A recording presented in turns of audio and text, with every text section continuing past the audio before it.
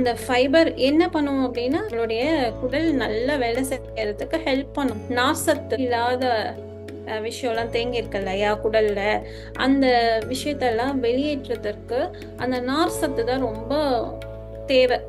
நார் சத்து இருந்தாதான் பெருங்குடல் வேலை செய்யும் நல்லா. நம்மளுடைய இந்த தானியம் இருக்கு இல்லையா, அந்த தானியத்தையே நம்ம டெய்லி எடுத்துக்கும் போது நம்ம உடல் ரொம்ப ரொம்ப ரொம்ப ஆரோக்கியமா இருக்கும், நல்லா இருக்கும், குடல்லாம் சுத்தமாயிடும். இதனால நம்மளுடைய உடலும் ஆரோக்கியமா இருக்கும், நம்மளுடைய மனம் ஆரோக்கியமா இருக்கும், தெளிவா இருக்கும். முக்கியமா இந்த புரோட்டீன்னு சொல்றாங்க இல்லையா, வெஜ்லயே நிறைய புரோட்டீன் இருக்கு.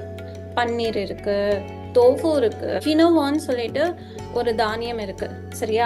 அந்த கினோவால அவ்வளோ புரோட்டீன் இருக்கு, அதை நம்ம யூஸ் பண்ணிக்கலாம்.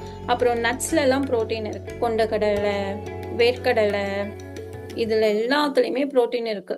எல்லா நட்ஸ்லயுமே புரோட்டீன் இருக்கு. பால் சம்பந்தமான இந்த டீ, காஃபி எல்லாம் தவிர்த்துட்டு நம்ம என்ன பண்றோம்னா,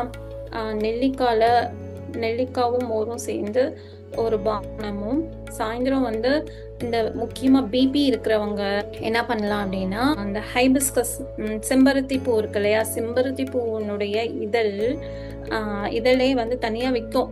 அந்த இதழ் வந்து டீயா போட்டு நம்ம குடிக்கும் போது பிபி எல்லாம் காணா போயிடும், பிபியே இருக்காது. ஹை பிபியா இருக்கிறவங்களுக்குலாம் பிபி நார்மல் ஆயிடும். முக்கியமா பழங்கள், காய்கறிகள், கீரை வகைகள், கீரை நிறைய சாப்பிடணும். நல்லா சாப்பிட்டா கண்ணு நல்லா தெரியும். கேரட் எடுத்துக்கணும்.